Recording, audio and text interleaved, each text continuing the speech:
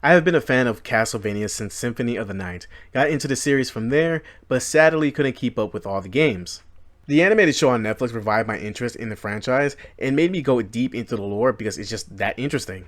The grimdark setting, the story, the characters, but for me personally, was the idea of being one person taking down the creatures of the night for the good of all.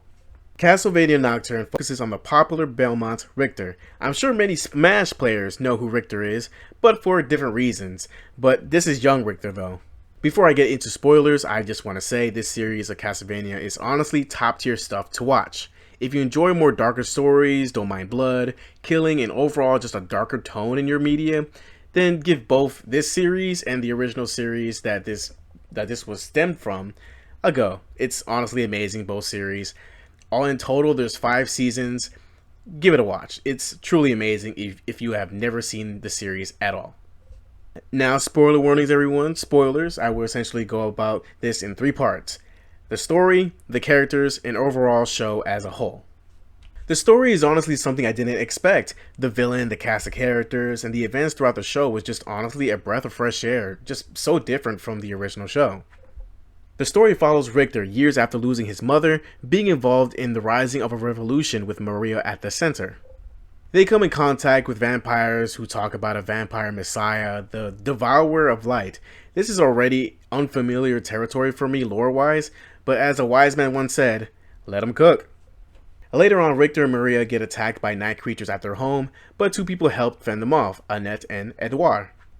They talk about the vampire messiah who they know vampires are gathering at the chateau for, where they run away when they get caught, and they lost Edouard. Rip, my boy, his character being able to sing so beautifully already made me already make him as a favorite character for me.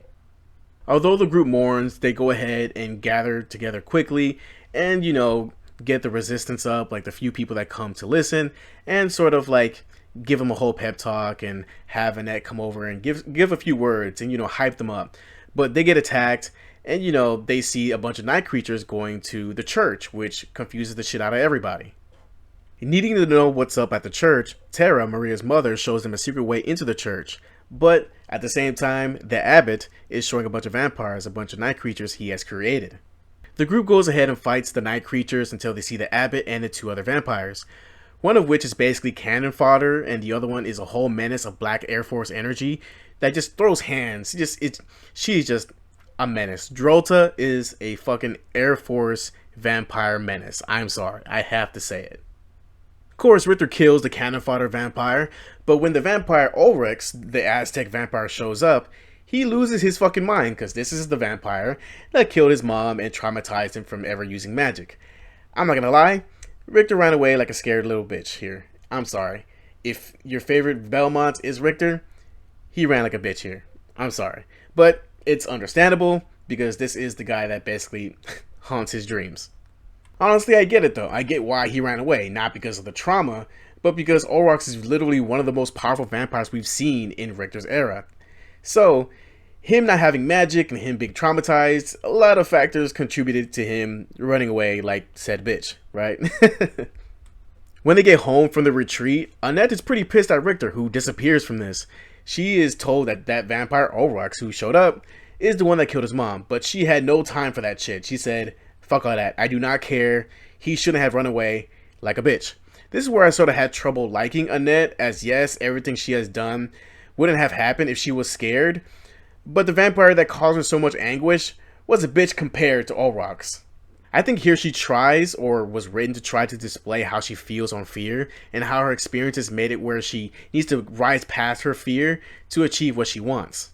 That's all well and good, but they lived very separate lives, very different lives. She was able to rise past her fears, going ahead and developing her powers, and able to overthrow the vampire slave masters, while Richter never have seen this vampire that haunted his dreams for the past 9 years. Richter ran away to some town and he got hungry. Some old man went ahead and paid for his food, and the vampire came in, told the old man to sack up and kill him, and it's funny enough, the old man did. We get a reveal that, hey, this old man is Richter's grandpa. His mother's dead, and was a Belmont hero who was a master in magic, which to me, it's honestly pretty terrifying to even imagine, right? The shit sounds pretty cool. They had a heart-to-heart, they talked about Richter's mom, and they got to know each other just a tad bit before getting captured by vampires and, you know, being threatened with their whole clan annihilation, which, you know, honestly, it's pretty common in the Belmont family. Feeling helpless and faced with the fact that he had people relying on him to keep them safe, the magic that disappeared the day his mother died manifested and he took care of these fucking vampires. And oh boy, holy shit. The fucking combos Richter hit these guys with, honestly, was fucking amazing. It was badass. I will say though, the magic going ahead and manifesting here at this point was kind of weird, but when it was explained as a mental and emotional block, you know what, fuck it, I let it go. You know, whatever. The abbot comes to the house to try and explain himself to Tara and Maria and lets it slip that he is Maria's dad. Oh my god. Which shocks Maria and makes the abbot feel a little bit more shitty about his decision making. Annette leaves the house to go ahead and do some reconnaissance, quote unquote. She just wanted to know what's going on. Since she was pretty pissed about the whole situation, she follows Ulrox and the Black Air Force vampire herself until they disappeared somewhere, and she meets her former slave master and kills him, which was honestly pretty great to see this side plot end, and kills him beautifully in a ray of sunshine, which was honestly pretty nice. Richter comes back home and has to explain things to Annette, who is already home. He didn't really need to explain much, but both of them had a bit of a moment together, which was honestly pretty sweet and nice. Suddenly though, Ulrox gives the group the book that helped the abbot summon a machine that creates night creatures, since not everything is all blood and wine for him in the vampire land. So he gives the book to them. Tara starts trying to find a way to destroy the machine that creates night creatures. The enemy of my enemy is my friend energy is really strong here, as Richter with his new abilities was about ready to fight Ulrox, but I'm not gonna lie, I'm pretty sure Ulrox would have still beat his ass. And honestly, I kind of wanted to see it, but we didn't get it, so it's whatever. But you know, I'm really hoping for this fight. I'm really hyping up this fight in my head because I want to see some really crazy ass shit. Maria goes off to warn her dad about an attack on his church, but he goes a bit crazy and decides to sacrifice his daughter to the vampire messiah to prove his loyalty for his grand plan of backstabbing the vampires with his night creature army in the end, and also being like, this is God's plan. And it's he went too far. He went too far. That's all I'm gonna say. The abbot is clearly lost in his justification to see reason. Unfortunately for him though, his daughter is part of the heretics who he seeks to destroy. Both are extremists for both their opposing sides, as both have real reason to do what they do, but not everything is black and white, and seeking no compromise have honestly doomed them both. Learning that Maria has been captured, Richter, Annette, Tara, and the monk who told them that she has been captured, who is also fucking Ulrox, rush to the church to save her. They find out that the vampire messiah is using magic to cause an eternal eclipse to shield vampires from the sun while they run towards the church, which is honestly, it's pretty cool stuff, although the idea has been seen before. The way she did it was cool as hell though. Apparently the blood of Sekhmet gives this sort of crazy powers, which is honestly pretty cool. It's pretty cool to like, you know, have this sort of backstory. I wish I seen it though. I wish I seen the backstory, but apparently not. So they go ahead and reach the church and try to save Maria. Tara opens up a portal to hell so Annette can race down and throw the machine into hell, because that's the only way to dispose of the night creature creating machine, apparently. Which is honestly, it makes sense, but it's just such a task. I'm sitting like, damn, that sucks. We can't even just simply destroy it. That fucking sucks. Only issue though, the Black Air Force vampire Drolta and the other vampires have come to make shit even more difficult for our party before the Messiah Ezebret arrives. Richter here would fight Drolta, Ulrox would help his boyfriend from the shadows, and Maria would help out here and there with her familiars or whatever the fuck they were. Annette would see Edouard, who has been turning night creature slowly to his side with his singing. Man is really a wonderful character even as a night creature. Respect. Annette gets the machine and tries to move it into the portal, but Ezebret, the vampire messiah, arrives and shuts down basically any type of resistance and basically fucks everybody up. To basically get away, they had to offer up Maria, but Tara took her place instead, while the abbot told Ezebret how much he loves Tara, which is really sweet, but he basically just sacrificed the woman he loved for his ambitions and stuff like that, which is kind of fucked up. It's really fucked up. While Ezebret bit into Tara, Annette made an escape route for her, Richter, and Maria on Richter's shoulder, which, they escape, defeated, all their objectives have been null and voided. They got fucked up. They lost. They essentially lost. They run out past the village into the fields. While running into the fields, the monk joins them when they were still in the village. They get confronted by Drota, and as she's about to kill Richter, my boy, Alucard, comes in and kills her so easily with the amazing ethereal drip. And basically, this is where the series ends and hypes me up for season 2. Just overall, wow. Oh my god, wow. Love the show. Halfway through, I realized that this whole plot that they've been weaving together, I'm just sitting there like, oh shit, this is not gonna resolve. This is not gonna resolve in one season. They're making a season 2. Holy fuck. After watching the last ep, I was basically sad, like, damn, I gotta wait for season 2. There's a season 2. But after I saw Alucard show up, man, my hype went through the roof. And oh my god, this man's drip. Oh my god, I wish I had this man's drip right here. He looked amazing. I loved the way he is now. Oh my god, loved it. Overall, all the characters are great. Annette sort of annoyed me, but that sort of thing sort of like, it mellowed out. She was angry. She was just saying shit.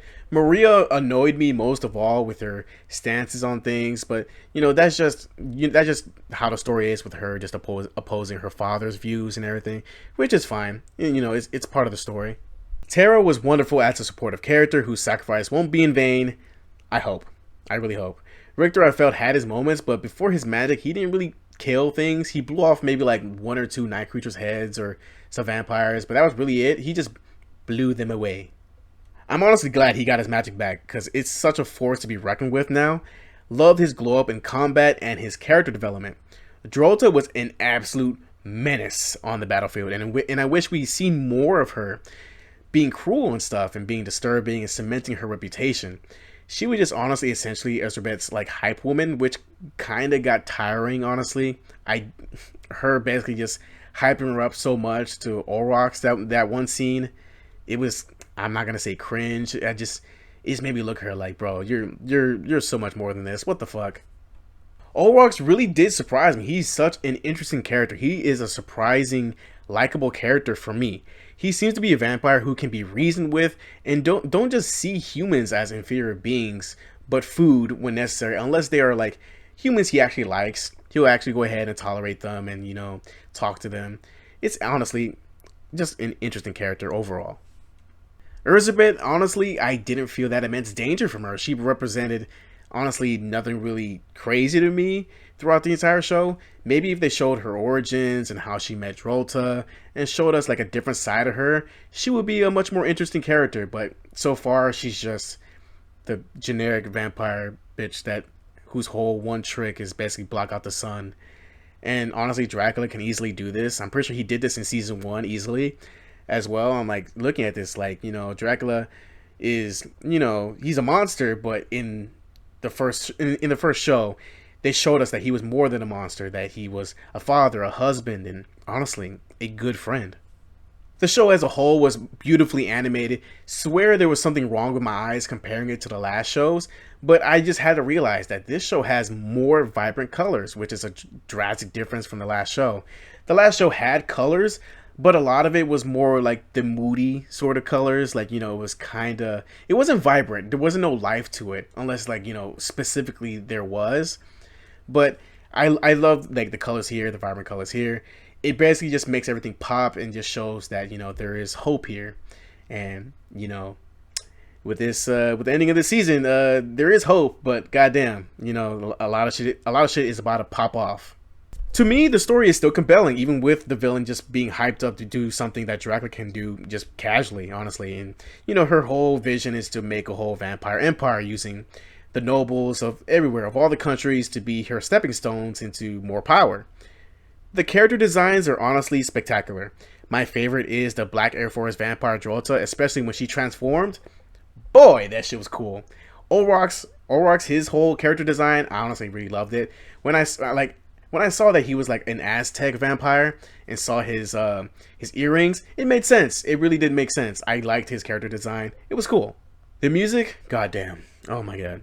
I loved the music. I loved especially Edouard, who, when he sings, is just honestly music, just purity to my ears. It's just so beautiful.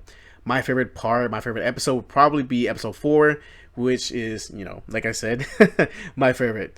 Because of his singing, mainly with the fighting in the background, well, in the foreground, in full display. I just, I just loved it. I love the entire thing with his singing. Anything with his singing and, you know, fighting in the foreground, I'm up for it. I love it.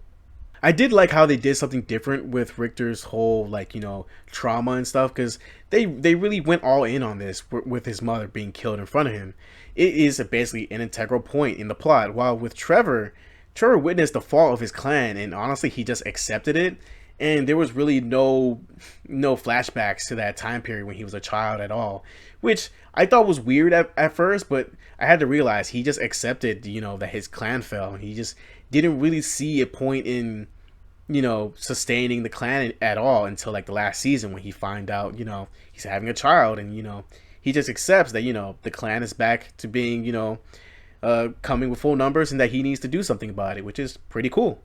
Honestly, I hope to God, I hope they do this, that they have flashbacks from the perspective of Alucard, reminiscing and telling stories of Sypha and Trevor, and let us see a bit of their life after the series ended. What would be bittersweet to me, but would be incredibly interesting if they did this, is the flashbacks will show Sypha and Trevor getting older and older as the next season comes to a close, just like their lives. And our very final flashback will be his final memory with them together, which would be, honestly, like I said, bittersweet, but would be just lovely to see that he still holds them in his memory to this day. Alright, I'm giving this series a solid 8. Nah. Fuck it. A 9. Check this series out. It's on Netflix. It's lovely. If you haven't seen the previous series, watch that too.